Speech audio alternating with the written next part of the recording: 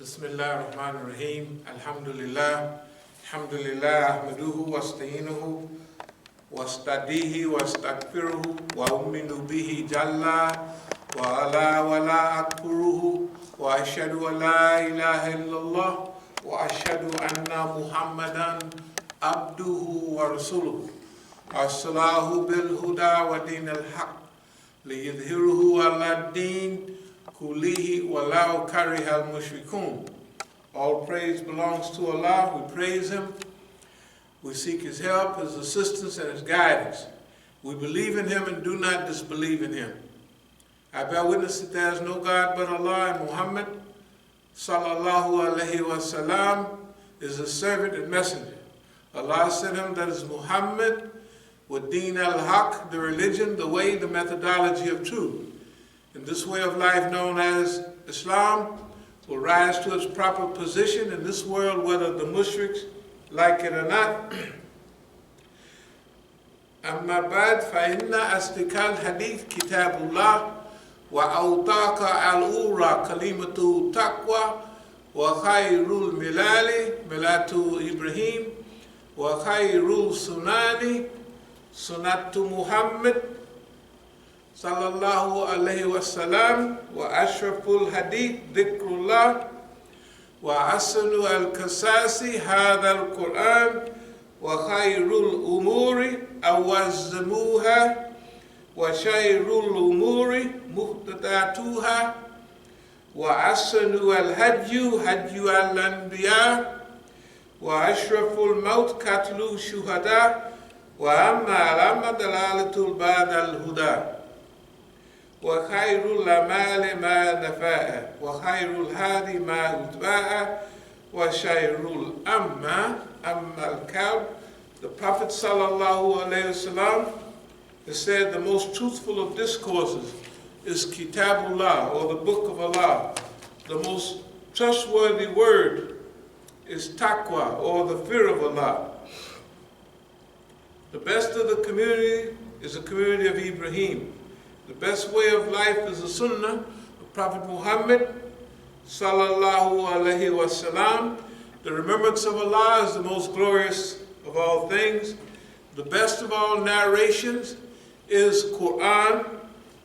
The best acts are those requiring the highest degree of will and determination. The worst acts are those based on innovation. The best way of life is the one adopted by the prophets of Allah. The most glorious death is the death of the martyr. The most wretched blindness consists of going astray after finding the right way. The best acts are the ones that yield benefits. Best guidance is that which people may be able to follow. The worst blindness is the blindness of the heart. Bismillah ar-Rahman ar-Rahim. Inna Allaha yahmaru bil adli wal ihsani wa ita'i dil qurba wa yanha anil fashai wal munkari wal baghi ya'idukum la'allakum tadhakkarun. Allah commands justice, the doing of good, and liberality to kith and kin. He forbids all shameful deeds and injustice and rebellion. He instructs you that you may receive admonition. فَمَنْ يُرِيدِ اللَّهُ أَنْ يَهْدِيَهُ يَشْرَحْ صَدْرَهُ لِلْإِسْلَامِ. Those whom Allah in His plan willeth to guide, He opened their breast to Islam. يَا أَيُّهَا الَّذِينَ آمَنُوا اتَّقُوا اللَّهَ حَقَّ تُقَاتِهِ وَلَا تَمُوتُنَّ إِلَّا وَأَنْتُمْ مُسْلِمُونَ. O you believe, fear Allah as He should be feared, and do not die except in a state of Islam or submission to Allah subhanahu wa ta'ala. وَتَسِّمُوا بِحَبْلِ اللَّهِ جَمِيعًا وَلَا تَفَرَّقُوا وَاذْكُرُوا نِعْمَةَ اللَّهِ عَلَيْكُمْ. And hold fast altogether by the rope which Allah stretches out for you, and be not divided amongst yourselves, and remember with gratitude Allah's favor on you. Kuntum khayra ummatin أخرجت للناس تأمرون بالمعروف وتنهون عن المنكر وتؤمنون بالله. You are the best peoples raised up for mankind because you enjoin the right, you forbid the wrong, and you believe in Allah. أقول قولي هذا وأستغفر الله لي ولكم.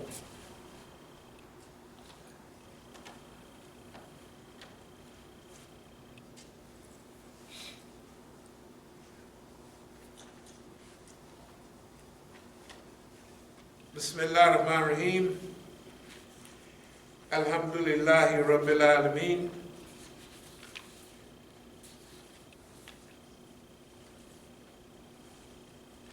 قل أعوذ برب الفلق من شر ما خلق ومن شر غاسق إذا وقب ومن شر النفاثات في العقد وَمِن شَرِّ حَاسِدٍ إِذَا حَسَدَ. Say, I seek refuge with the Lord of the dawn from the mischief of created things, from the mischiefs of darkness as it overspreads, and from the mischief of those who practice secret arts, and from the mischief of the envious one as they practice envy. This is the second to the last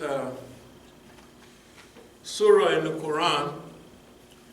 And before we go to bed at night, we should say this one, Kul A'udhu Birabbil Falaq and Kul A'udhu Birabbin Nas. That's because that's called Mu'adhutain. Those are the two seekers. And if Prophet Muhammad sallallahu alaihi wasallam recited these before he went to bed at night, it was for a certain reason.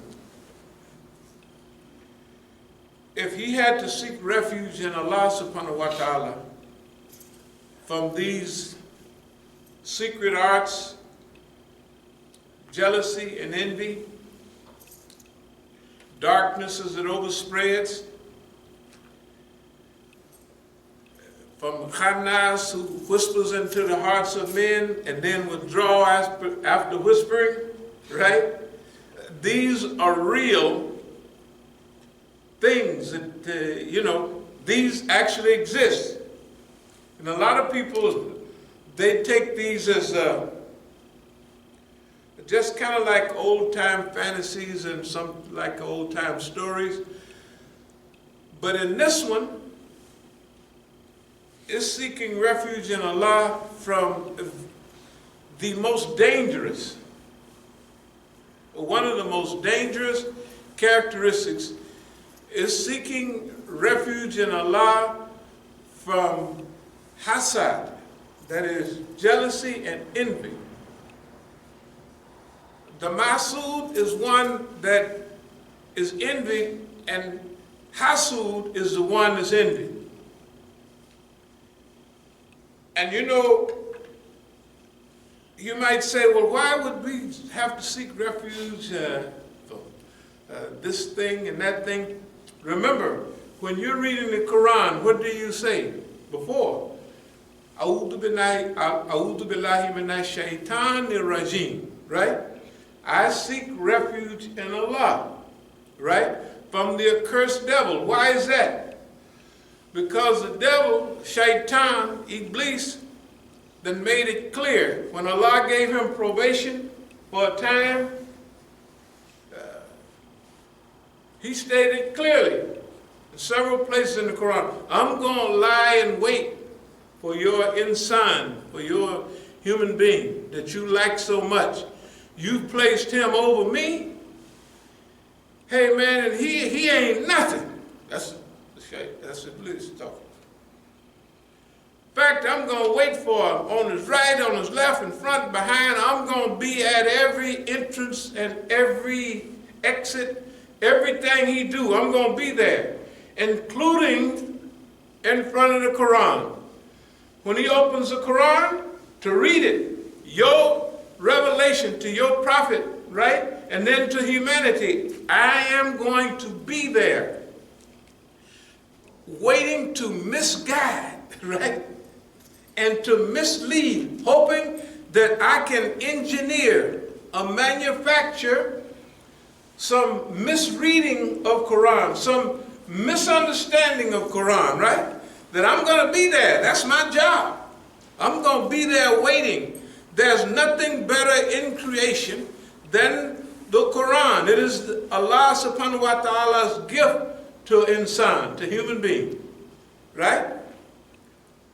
But Iblis is saying, hey, I'm waiting on him. I'm going to be there waiting to give him a corrupted view of Quran, or to mislead him a little bit about Quran, to sprinkle a little salt on the sweetness of the Quran. That's his job. And you have to look in the world and you have to say, has he been successful? With all the Muslims, 1.5 billion Muslims in the world, and the most outstanding characteristics about Islam is unity, serving Allah and helping the rest of humanity. Isn't that right? Praise to God and service to humanity.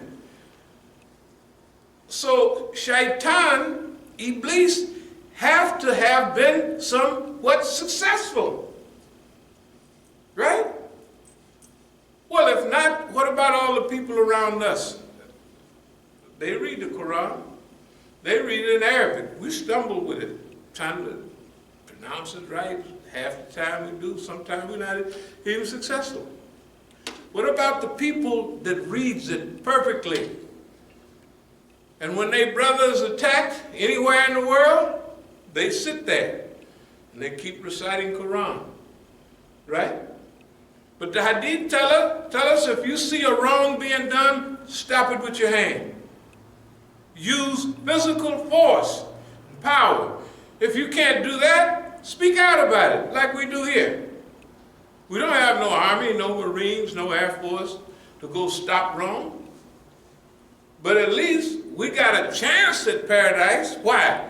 We got just the opportunity. We may have to slide in on like home base, right? There ain't no guarantee, but we speaking out about it.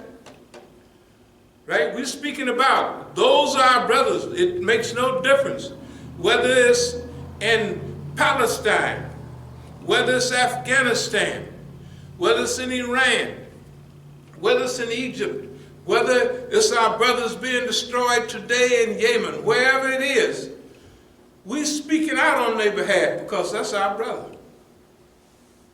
Go and find in any mosque, do a survey.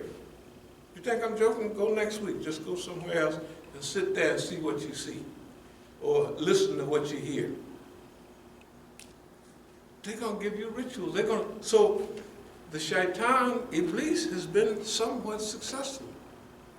He has given them a misunderstanding of the beautiful Quran. Even if they don't misunderstand it, they're paralyzed.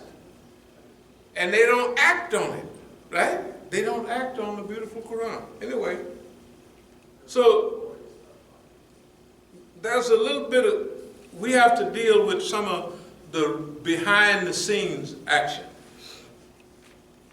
So I'll read it again. Bismillahirrahmanirrahim. Qul a'udhu birabbil falaq min sharri ma khalaq wa min sharri ghasikin idha waqab wa min sharri nafathati fil uqad wa min sharri hasidin idha hasad. And I seek refuge from the envious one, or the mischief of the envious one when they practice envy. I want to show a few pictures because they say a few pictures is worth 1,000 words. So if it's going, first thing we're going to deal with is tactics. This is from 1997. Tactics deployed against the Islamic movement. That's one of our, just the headline of As-Sabiqun, our newsletter. A section of the people of the book say, believe in the morning what is revealed to the believers, but rejected at the end of the day, perchance they may themselves turn back. This is from the Quran. But this is saying a section of the people of the book, the Yahud had a policy at that time. Now remember that the Yahud, one of the reasons the Muslims of Medina came to Mecca to examine and finally to accept Prophet Muhammad sallallahu alaihi wasallam, because the Jews, the Yahud of Al-Medina, was telling them all the time, y'all gonna have a prophet raised amongst you from the family of Ismail, and on and on and on. But the Jews was telling them that is a story, right? Because when he arrived, they didn't accept him. But there, you have to give the Yahud credit for running that story on and on and on. They didn't think it was going to happen, especially in their lifetime. So the people went to Mecca to examine the Prophet ﷺ before Hijrah. And they said, this is him. And they came back to Al-Medina and told the Yahud he wasn't hearing that. You know, although technically they sent them there. This is a wonderful thing that had happened. So everybody respected Yahud for knowledge. So the Yahud, according to Quran, it says, the Yahud said, join the believers at the beginning of the day, and in the evening leave. It don't mean one day join, but there's a period in the beginning. Join with the Muslims. Say, I believe in this man, Muhammad sallallahu alaihi wasallam. But in the evening, pull out and go away. Right? So that perchance those of weaker faith might go out with them. So it's an insurgency. They're inserting themselves in the Ummah. They're listening and they're praying and they hallelujah, they're doing all of that. Then at a certain time, they all pack up and go. Some of the believers, it's a saying that some of the believers, the real believers, who are weak in their faith and who respect the Yahud, leave with them. A section of the people of the book say, believe in the morning what was revealed to the believers, right? But rejected at the end of the day, perchance they may themselves turn back. In other words, this is a strategic maneuver to hinder and to break the back of Islam. By the Yahud, it says a section of the people of the book. It don't mean all of them. But the Zionist-minded, evil-minded Yahud, who had been there all throughout history, causing trouble for the believers, right? The Yahud was so envious of the Muslims. Once one of the Yahud walked by the Masjid and saw all the Muslims in there happy and praying and talking. And the Yahud came in and said, don't you remember that 100 Years' War? This man killed your uncle. That man's uncle killed your stepson, anything. Pretty soon, the Muslims was arguing with each other. Because I don't want to stray from the subject, but the Yahud made their money off of the believers. The Yahud controlled the alcohol industry, right? And they kept the Muslims drunk, and they controlled the money. So they kept the Muslims drunk and in debt and fighting each other. That was the history of Yahud in Arabia. When the Prophet ﷺ comes and unifies all of them, what does it do? Hey, it cuts off their money because alcohol is haram. What? Now the Muslims can think can see clearly and they can understand, right? And then one of the principles of Islam is wahda, is unity, of cooperation amongst each other, right? This burned the Yahud up. Then it burns them up now. That's why we have to implement this Quran. And the subject we're dealing with today is one of the subjects that we feel is one of the main hindrances. For every sickness, there's usually a cure. So we're going to discuss the sickness, and then we're going to discuss the cure, inshallah. So, and we've been doing this a while. This ain't nothing new, because victory of Masjid al-Islam over the combined forces of American Zionism. This is from several years back. This is a program in Oakland. Imam Musa will, inshallah, share case study after case study on how to practice psychological guerrilla warfare. We have not been playing here. Everything that you see has been a systematic, step-by-step process. We have been examining ourselves, examining our environment, and we have been fighting for the truth in our environment, and basically, we're not doing too bad. Because here's what we're saying about psychological guerrilla warfare, not physical guerrilla warfare. Physical guerrilla warfare would be me and you fighting against the whole United States, and then we would try to slip back in our neighborhood and hide. How many Negroes could you hide in their house? And they work downtown, and they'd be the toll on you before you get to the house. They see you coming up to the house. So you wouldn't have the opportunity to hide and then go out and so it's not a physical warfare. But these people stack books upon, I come in the masjid or in my office, and I see books on guerrilla warfare. You know who left them? They did. So I would read them, right? And then implement physical guerrilla warfare. And whoosh, they wipe you out in 2 seconds. But not psychological guerrilla warfare. That's why we say, like in any of you go to college or university, you have case studies. In management, they have a case study. They show you McDonald's did this and right, and Sherman and Williams Paint Company did that. You know, and it's a case study of their management process, right? And they have, I don't care whether it's legal, I don't care what, you have that in those books. We have case study after case study.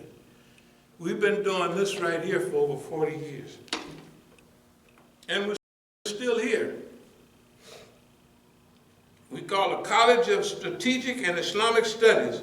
We'll give you hands-on experience on how to make U.S. agents and collaborators expose themselves. Now, this is in the past. We done already won that battle, and I see I'm moving a little slow, so I'm going to pick up the speed a little bit. I want to show you a few kind of old pictures. This is in our masjid in Oakland. This is our crew, As-Sabiqun from LA, UCLA. We had a big center there, and this is all immigrants' children, you know. This is several years back. But there they are in our masjid, and we hustling together. This is a mixture. This is Masjid al-Islam in Oakland. You'll see some of our brothers here. There's Brother Tufel. There's our brothers here. And there's our brothers, Masjid al-Islam, all dressed out, you know, our uniform, black shalwar kameez. All the demonstrations, we was at them, most of them. This is part of another one of our crew. That we are right in the middle. This is a mixture of here and there. This is a picture of a demonstration in front of the City Hall in San Francisco. You see all kind of people there, and so we were never just a black community. We were always a unified community.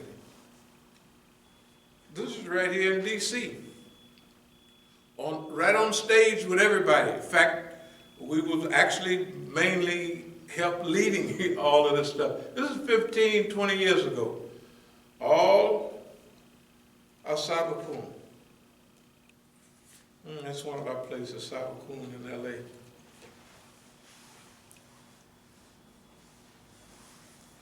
This is up on stage right here, down in D.C.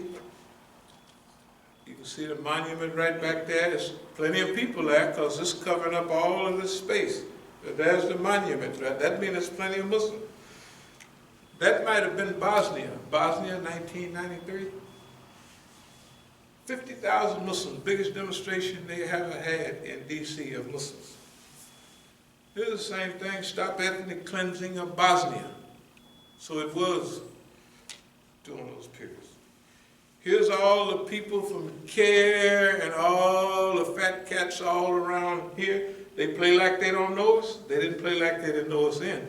This was before 9/11, when the Muslims had a little courage. So they would demonstrate about Palestine.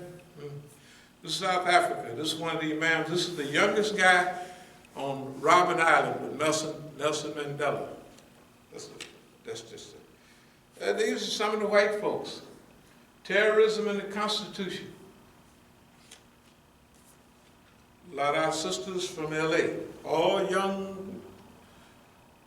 There's only one or two Negroes there. Everybody else is immigrants' children. So we had a couple of places in that. This is brothers again. Anyway, this happens to be in Egypt at the pyramids. Those are some pictures.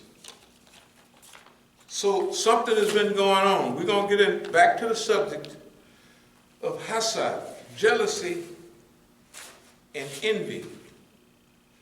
So I want to show a few pictures again, and then we'll go into the subject. This is one of the biggest conferences in South Africa, World Conference in Pretoria, South Africa, creating a new global civilization of Islam. This is a lot of the speakers. This was Dr. Kaleem Siddiqui, who started the Muslim Parliament in Great Britain.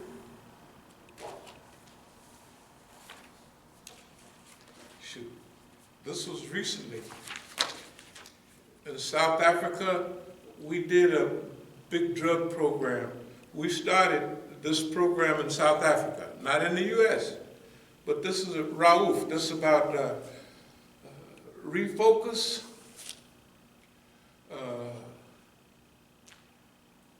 upliftment, a foundation in South Africa. You would think I was running for president, right? Tell the truth.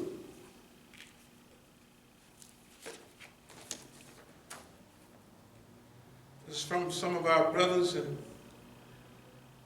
it's kind of an old picture. I got some color, but this is technically is Pete O'Neill, who's still in Africa. He heads up the Malcolm X Foundation right now. Says, Brother Musa, we was in Algeria together 50 years ago. And 50 years ago was when I left Oakland and I went to Algeria, and we supported the Black Panther Party in exile. So he says, Brother Musa, enjoyed the tapes very much. Please send more by my mother, your homeboy from the days of struggle, Pete O'Neill. So whatever it is, we've been doing it a long time. We didn't just join this. This right here is when we formed our As-Sabiqun movement, 1416. This is the ayah. O you believe, obey Allah, obey the messenger and those charged with authority over you or among you. If you differ in anything amongst yourselves, refer to Allah, His messenger. If you do believe in Allah in the last day, that is best and most suitable. And these are the signatures. And the guy that's causing all the trouble in Oakland, his name is the biggest. But now you got to remember what it says. Atiullah, Atiyah Rasul, wa ulil amr minkum. Obey Allah. Obey the messenger and those charged with authority from amongst you. This was, at this program, everybody gave allegiance, bayah, what we call it, a functional movement. You know, all functional movements have bayah, or allegiance.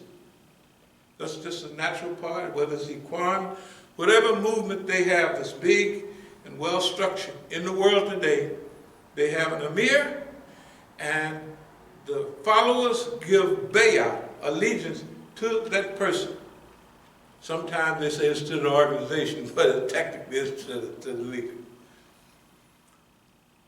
What it says, Atiullah, Atiyah Rasul, obey Allah and obey the messenger, ulul amr minkum, amongst you, those charged with authority from amongst you. What does that mean? This is our founding document. The first statement is, if anything comes up, go to the Quran for the solution. That's listening to Allah, obey Allah. Obey the messenger, go into the hadith, find the solution there. If you don't find them there, then discuss it and analyze with who? Ulul amr minkum, the one that has authority amongst you, right there on your tribe. Not way over in Egypt, not in Saudi Arabia, minkum, right there with you. First, don't call the system. That's the reason we put it there, because anybody in our movement would never go to the system and get them in our business, because they're going to always take the nastiest position they can. And whoever it is coming to them, asking them for help, they're going to help them against the whole structure of the movement. Okay? Now, this is a representative of some of the things here. Now, this right here is serious. This is in Oakland, right? Where I was attacked in the Masjid in Oakland, and nobody said a word about it. Look at the lumps on my head right here. Can you see those? That means I got chips in my, I got beaten. Like, I mean, you know, I live because I'm still here. And nobody said nothing about it.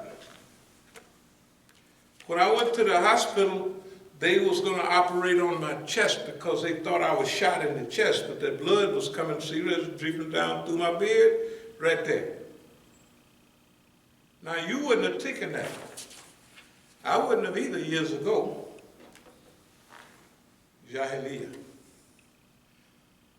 Y'all didn't know I was the richest Negro in the West Coast. I mean, the richest. I mean, you know, that's just the truth. But I wasn't rich myself. When I got rich, I didn't try, I helped everybody get rich. Oakland in those days, 50 years ago, was where I was at, and we helped everybody get rich. You know why? Because we was getting rich and rich, and all my friends was looking funny. And I said, hey, it's no fun in being in heaven all by yourself. You know, in those days, Cadillacs, these big old cars, mink hats and all that, that means, and even Hasad, jealousy, even not pretty bad, not Charles Atlas, but maybe even bigger, puffed all up, you know, lifting iron, a young guy. I'm trying to tell you that Hasad, jealousy, envy, and a picture's worth 1,000 words, just a few more. A Negro from Southeast Washington in a Persian newspaper talking about Walayat Faqih is a defense against global fitna. It's got to be good, or they wouldn't have took it from the English, where I made the lecture, and put it into Persian and put it in the newspaper on the front page.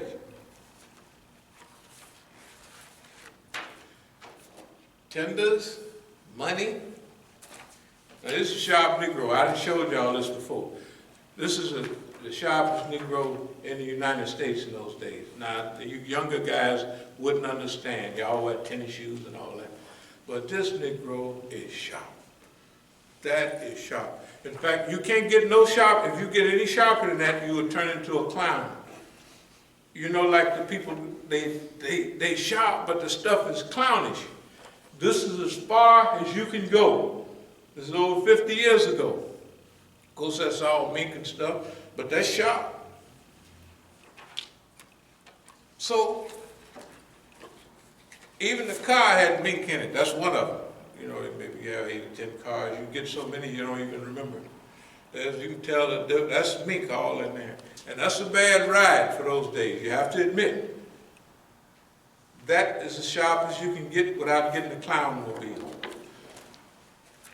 Now I'm going to go to, that you've seen the pictures, we're going to go back to Kul A'udhu Birabil Falak, Min Shari Ma Khalaq, Wa Min Shari Ghasikin Idha Waqab, Wa Min Shari Nafatati Fil Uqad, Wa Min Shari Hasidin Idha Hasad.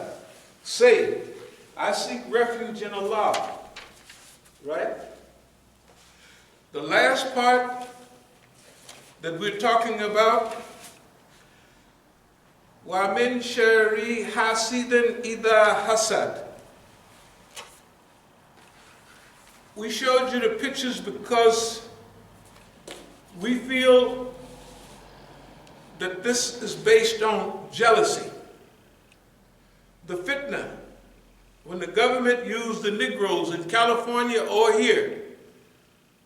Now you got to remember, the policy of a full house, like the Yahud said, join the believers in the morning and leave them in the afternoon. They did that in Oakland, they did it here, they did it in 2 joints in LA, they did it in Sacramento. They did, at one time, we had 10 active joints. We was the most active of Muslims. And all of them was for support of Palestine. We was against the fitna in Bosnia. All of those scenes you see us downtown at all the demonstrations and what have you, that's what we did. The government didn't like that. The government had snitches all throughout our organization. And they packed up at the same day, and all those people walked out the door, just left. You would actually have to ask why. Why would all of that? How could all of those people leave? What reason would they leave? Now, we're going to give you our rendition of the greatest illness amongst the believers at this time. Now, we're going to go through all the illnesses that, Uj, Kibber, you know what I mean, arrogance, pride, and all of that. Because all of them have a treatment. But envy, here's what it says.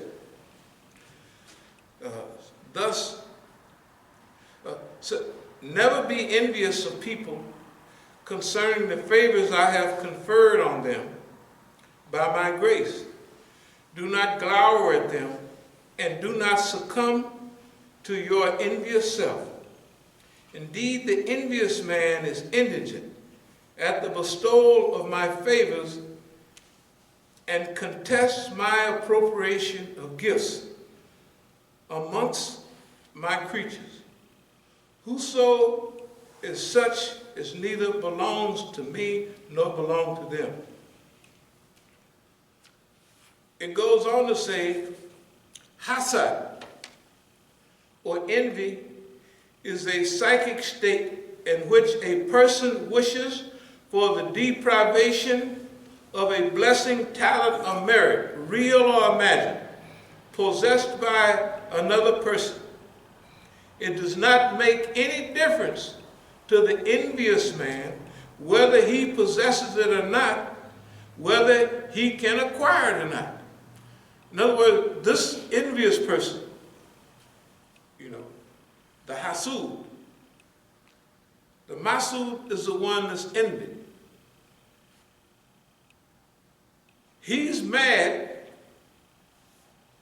and hateful of a person that's been gifted by Allah with certain things.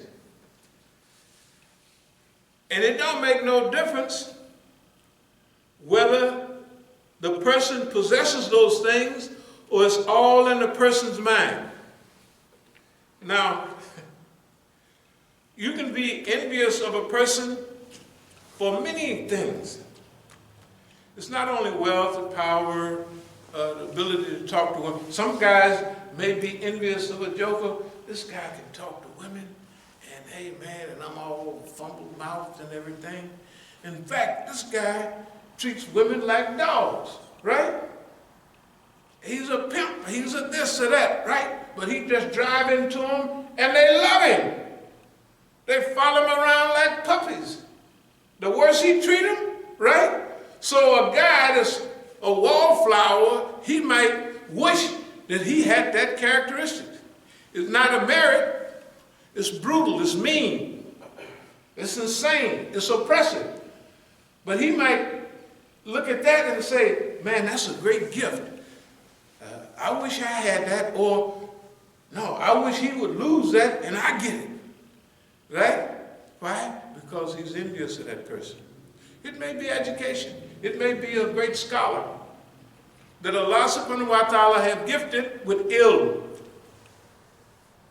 And one hadith say that Allah have been gifted this person with ilm and wealth, and he uses it in the way of Allah, right? Then Allah loves that person, and then if another person was gifted with knowledge and he wasn't no money given to him, but he said if I had the money he had, I'd give the people the same kind of money he gives them. I'd help him. He gets the same as the other person, right? Because this was his niyyah.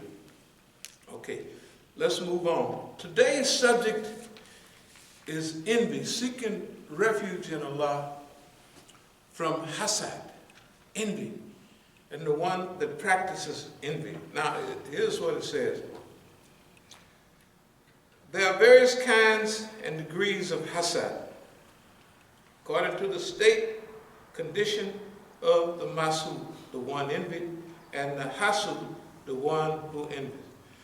According to conditions of the Masud, qualities like certain intellectual, spiritual, and moral merits, or good and pious deeds, or outward factors like wealth, honor, and prestige can cause envy. Also, their antithetical qualities, when they are imagined to be merits, can also cause jealousy. For instance, if a person is rich and famous, right, and got all the things that you might think that, and you're jealous of that person. Well, first of all, jealousy, hasad, is prohibited. It's prohibited whether it's jealousy of Muslim or non-Muslim or anybody. It's prohibited by Allah subhanahu wa ta'ala. The next thing is, if a person is given some merit, right, and you're mad at that person, you're displeased with who? You're displeased with Allah subhanahu wa ta'ala for giving this guy or this girl those blessings, right? And do your envy or hatred help? No, it don't help. In fact, just to see that person smile makes you mad. Oh, he's happy. So now you mad just because that person is happy. You mad because he got bigger muscles, or he went to university, or it could be anything. He has a PhD. You could even be jealous of skin complexion, anything, right? Hair texture. Right? Think about it in our neighborhood. People be mad at people. Ooh, he got curly hair. Why are you mad? Why is that? Because all the girls, when they're young, right? Ooh, so-and-so got curly hair. Tell the truth. If They go to a little school up there. But when they get older, they ain't looking for nobody that got no curly hair, right? They're looking for a man that's stable, like they say, BMW, black man working, isn't that right? With a job that's going to help with the kids, right? They don't care. In fact, pretty boy with the curly hair, by that time he's almost lost because people was down with him when he was young, energetic, but now he's got a little old. One of the greatest, I talked about it last night, things that ever happened to me was I was the youngest in the family. And all of my mother's friends was old. When I was 11 or 12, they might have been around 50. They was older women. And they knew in those days what you'd come up against. And you know what they used to say to me? Oh, Ethel, that was my mother. He's a pretty little old black thing. That's all I ever remember. They all said it to me. So I never grew up with no complex about, every time I come up against somebody, if I was going to talk to a woman, I just talk to her. Why? Because I'm a pretty little old black thing. That's what they told me. They brainwashed me. I didn't realize I was over 40 years old, and I realized, man, what they did for me. They helped me pass all, you know, it wasn't that much fun being a darky at a certain time. It just wasn't that much fun. You know, it ain't no big deal now. You know, it ain't nobody gonna give you no prize, right? Tell the truth. Even today, remember the old records? If you're white, you're all right. If you're yellow, you're mellow. If you're brown, stick around. But what? If you're black, get back. Isn't that right? Isn't that what we told each other? Wasn't that in our songs? How lucky was I? I'm telling you. My mother's friend, they was not young girls, they was older, and they knew what I was going to be going through. And they just, oh, Ethel, he's a pretty little old black thing. Yeah. Hey, man, it's incomprehensible, this self-image psychology that they was using, the inferiority complexes that I avoided. I didn't even know. I was 40 years old till it hit me. I said, man, talking about black people love black is this and black is that. Look what they did for me. I didn't even realize what they was doing. Okay, people, Hasad, you can be jealous of anything. And guess what? We talked about it a few weeks ago. If this guy over here got $10 million and his neighbor got $100 million, the guy with $10 million feel broke. He's jealous, he's mad. He got $10 million, right? And we look at him and we say, boy, homeboy's having plenty of money. He's really got it together, isn't that right? But his neighbor up the street across town got $100 million and he feels sad about what he got. He's got the second prettiest wife in the city. So-and-so got the first prettiest. What is he? He looking at his wife like, it's ugly, this girl is ugly. He's dissatisfied. Tell the truth. This is so simple, right? And it happens all the time that we forget that this is the most deadliest disease in the whole spectrum. That's why Allah got us seeking refuge in Him. You say this Mu'adhatain, the 2 last surahs. You say those every night before you go to bed. Why? Because you're seeking refuge in Allah from these deadly sins. They destroy all good. They make you feel sad, despondent, dejected, rejected, right? You may have everything and the other guy, it don't make no difference whether what that person has is real or, like it said, imagined. You may be imagining. It's in your mind.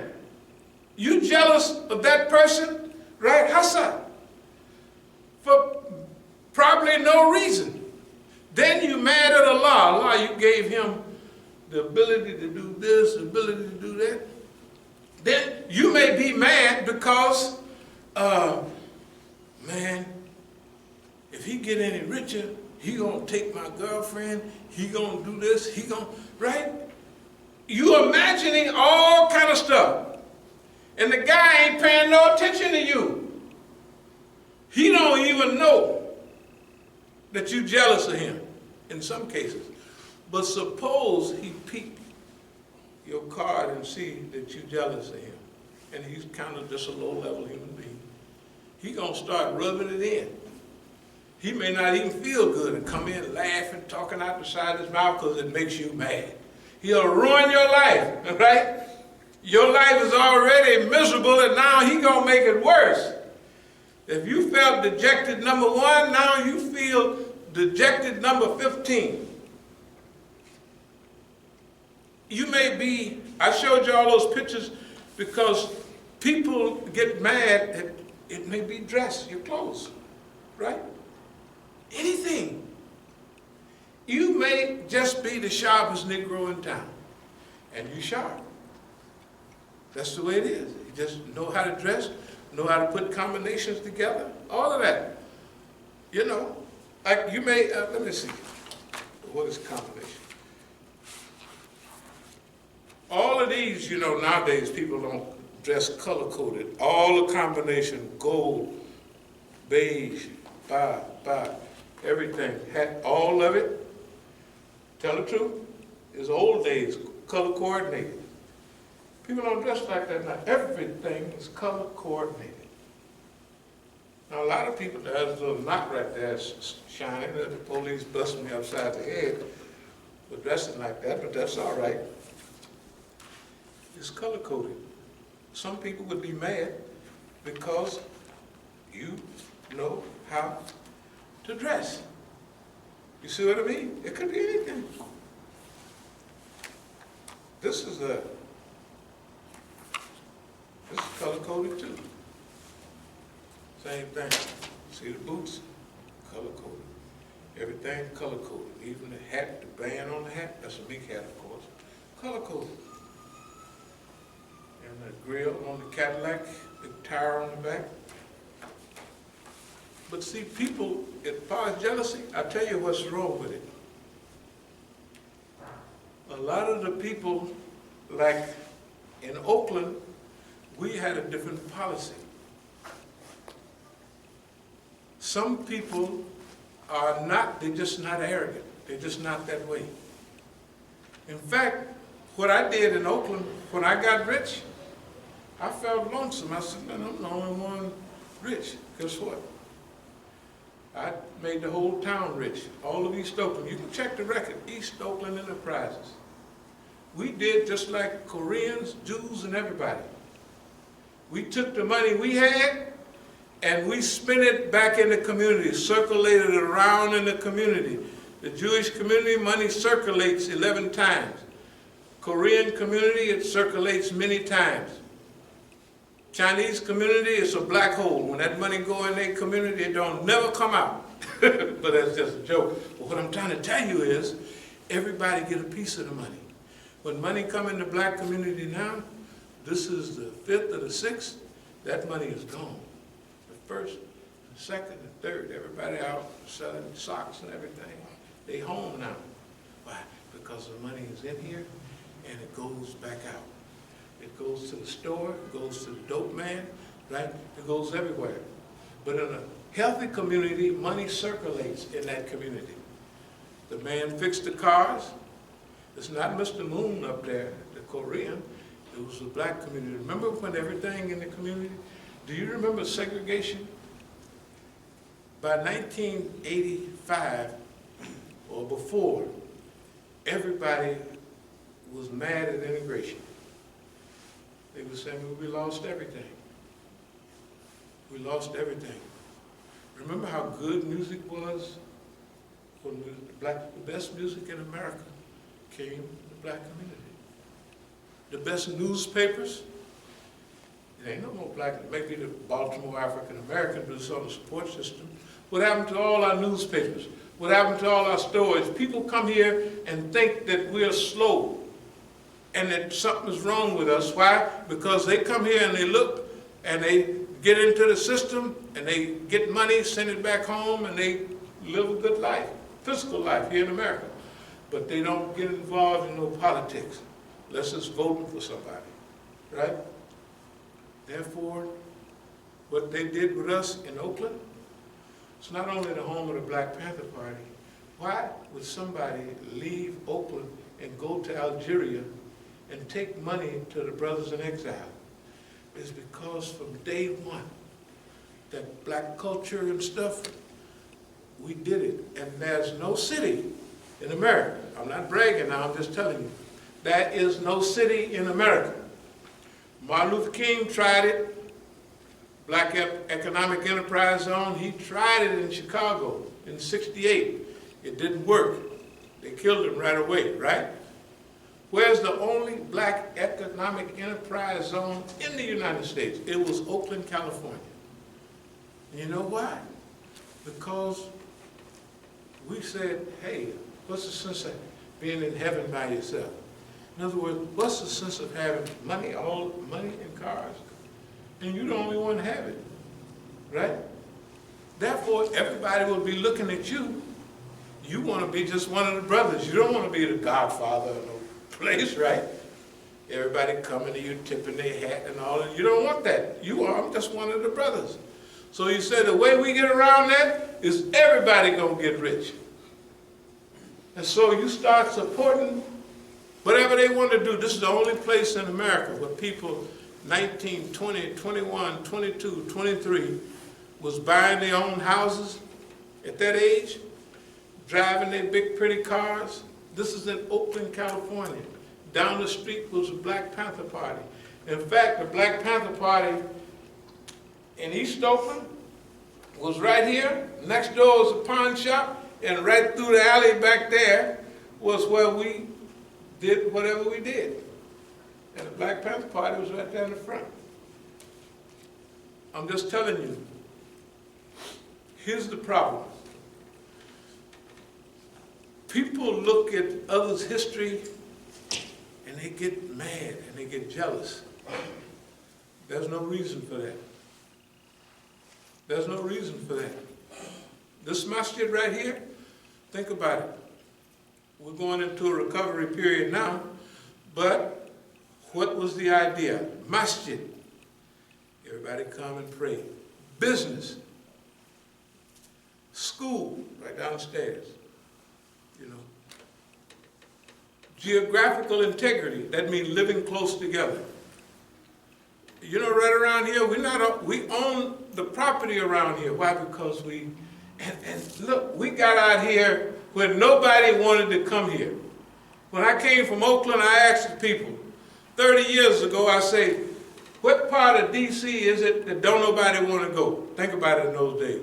They said, that's the southeast. I said, that's where we're going. We came out here because we looked on the city map, and this was low density. So we could buy up everything. What about now? We got 8 pieces of property that we paid for cash money, right? Of course, they slowed us down from developing it about 10, 15 years ago. But right now, all the white folks moving in the neighborhood, right? Everywhere you look, right? Right today. So imagine we're right in the middle of a gold mine. Right here in the southeast. It don't look like it. But that's where we are. Why? Because we was thinking ahead, our principles. Don't buy no masjid or nothing on time. Buy cash money. Then the property, all buy cash money. Can you imagine how many people own their house? Just one house. One house. You'd be happy if you owned your house. Right? You'd be happy if you owned your car.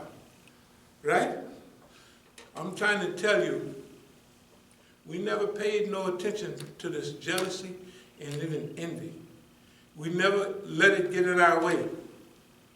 We always remember the Quran and the Hadith. Seek refuge in Allah from the jealous people when they're jealous. We knew about jealousy from Jahiliyyah. Everybody was jealous of each other, especially when there's money involved, people get money, the things that people appreciated in those days. Money, wealth, power, right? Ability. Power is the ability to do things, and it gave us the ability to do things, but if your nature is part of your character to help people, you're going to do that no matter what happens, because that's your nature. Then when you accept Islam, you improve, you become better, right? You become better. Whatever you was doing, you improve. Your nafs, you're always helpful, optimistic, right? Take it kind, beneficial. You're doing all those things. The people that are jealous of you are dejected. They always got a frown on their face. They sad. Why they sad? They sad because you and that imagined merit that you have. They should cure themselves. The people that's been lying on us all these years, they should improve themselves. How would they cure that disease? Simple. They say fake it till you make it or something like that, right? Start telling stuff about people that sound good. Oh, that's a good brother there. You don't feel like that, but you're making yourself do it, right? Oh, that's a good brother there. Oh, that's a good sister. Oh, you find out everything good they've done. And you keep forcing yourself to say those things. And then you get better. At first, you're kind of hypocritical because you don't feel that way. Right?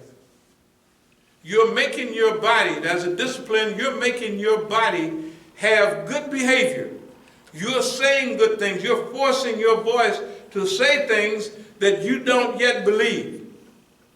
But Allah subhanahu wa ta'ala, as the time passes, begins to improve your concept. And then pretty soon you look at somebody that you was jealous of, that you was envious of, and then you say, man, alhamdulillah, that Allah gave that person this or gave that person that. I'm telling you, I don't care what anybody say.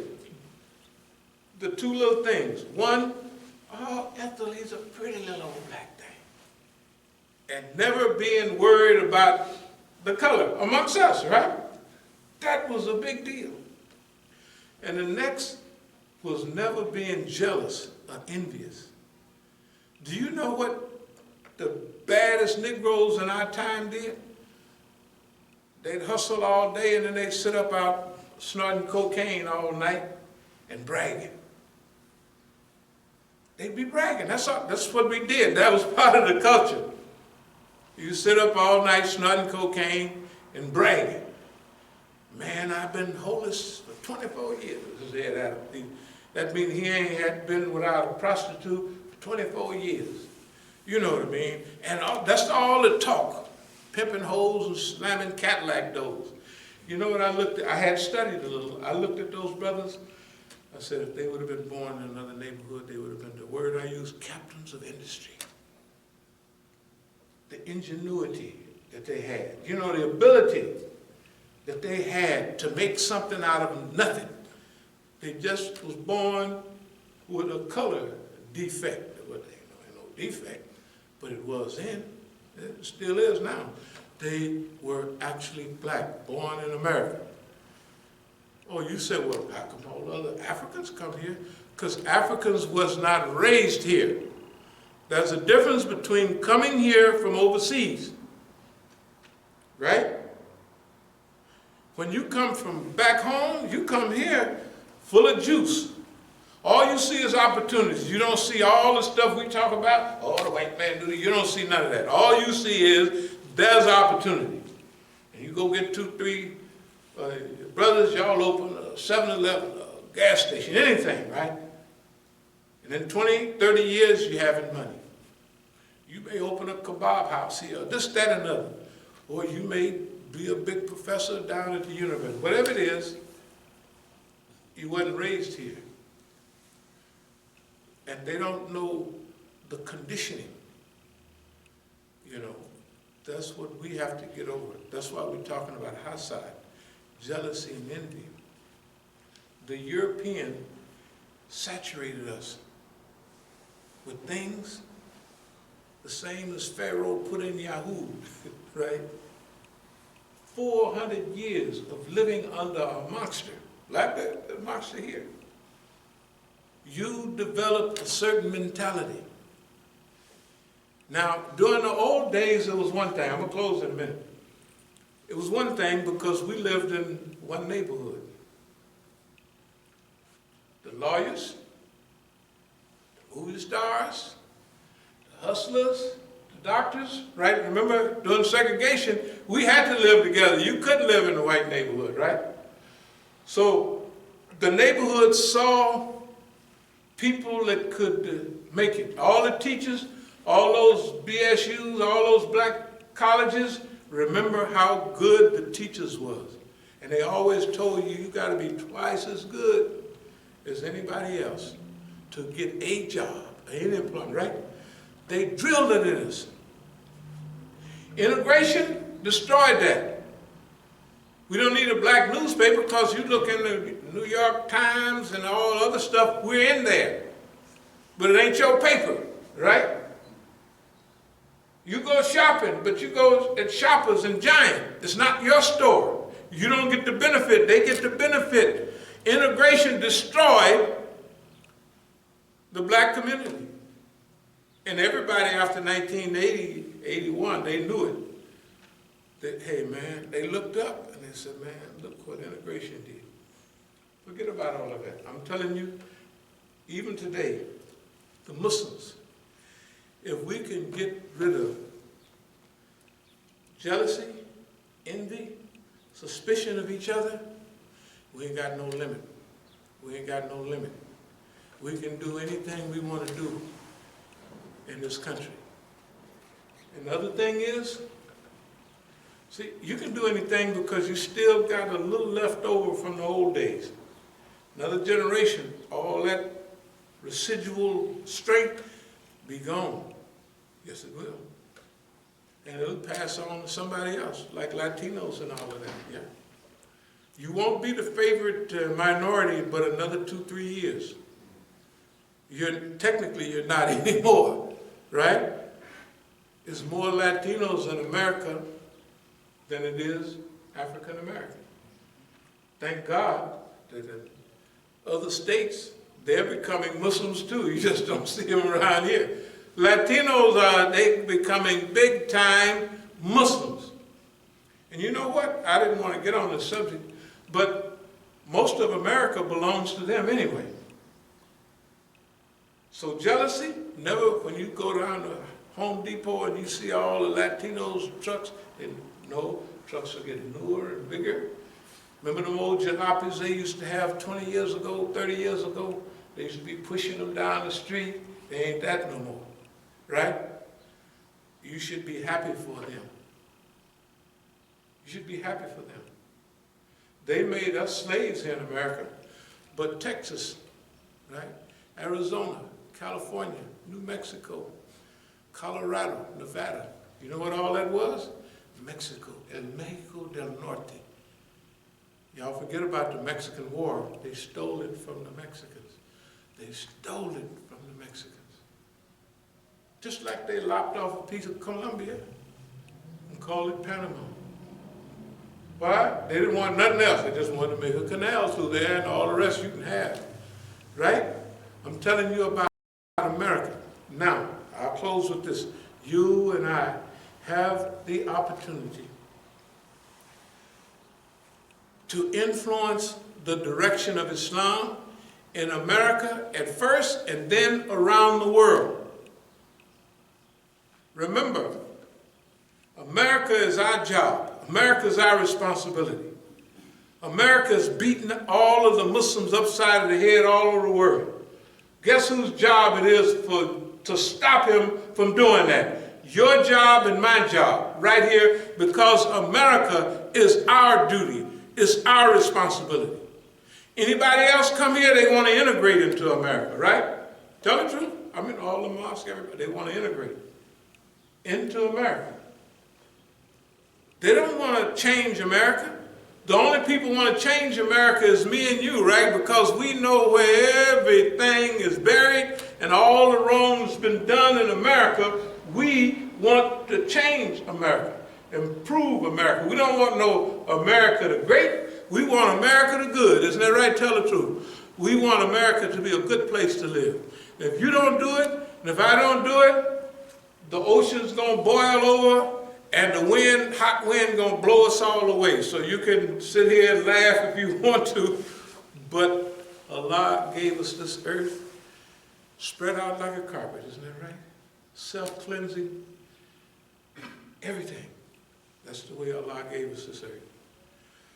One of the things about Khalifa, well, in Christianity they say God gave man dominion over the fowl of the air, fish of the sea, everything that creep and crawl. They call it dominion, right? But now, even in the church, they're starting to use the word stewardship. You know one of the words of stewardship? Khalifa. That Allah left us here as a Khalifa. That means to rearrange things on the earth and put it back the way Allah gave it to us. That's our job and that's our responsibility. And the last thing, jealousy, envy, crabs in a barrel. Well, I don't want to hear nothing. I don't want to see you. You know, he think he did, he think that, right? That is the first and deadliest trap for us. Anybody you look at, say, I'm glad what they got. If they got a pretty car, say, that's good. If they got a bigger house than you, they're going to pay for it nowadays. Right? Whatever they got, be happy for it. Don't wish that they didn't have it. That nigga think he, you know, people in the Quran, they had a wonder about the prophets. They said, you guys are people, men, human beings just like us. Y'all ain't even angels or nothing, right? Basically. So they were in wonder about, hey, why, who you think you are? You come in here talking all that revelation stuff, you're just like we are. They was in wonder. When you can show pictures like this, you know what people would look like in the old days? In amazement. Amazed. Amazed. At us, Negroes. Oh, special. Just not going to lay down for that. And you could bring that same thing in Islam. If you could do it in Jahiliyyah, you know you can do it in Deen. With all the help Allah give you, and I'll close with this, you know that Allah subhanahu wa ta'ala says that I'll help you from avenues that you don't even know about. I'll help you in ways and means you can't even pick it up. That's what's happening. The last thing I'm going to say is about this. Tafweed and Rida. Tafweed is when you turn your life over to Allah. We talk about it almost every week. And Rida is when you're happy with what Allah gives you. You know, radiyallahu anhu, Rida.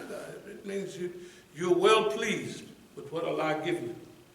Tafweed, wafada, when you turn your life over to Allah. Tafweed is just a little pinch higher, although it's similar to tawakkul. They run neck and neck. But tafweed is just a little pinch above tawakkul of all things. Right? Imagine. Hasbunallahu wa ni'mal wakeel. Allah is sufficient and He's my wakeel. Isn't that right? Whatever He gives is sufficient. Tafweed is just a little bit higher in some cases. And that means whatever Allah gives you, guess what? Rida, you're happy with it. That's the way we build. If somebody want to be jealous about that, they can walk around outside carrying a sign. Don't make us no difference. Oh Allah, we seek that refuge from anxiety and grief. We seek thy refuge from lack of strength and laziness. We seek thy refuge from cowardice and negligence. We seek thy refuge from being overpowered by debt and the oppression of men. O Allah, suffice us with what is lawful. Keep from us what is prohibited. With thy grace, make us free from one of what is necessity. Ameen.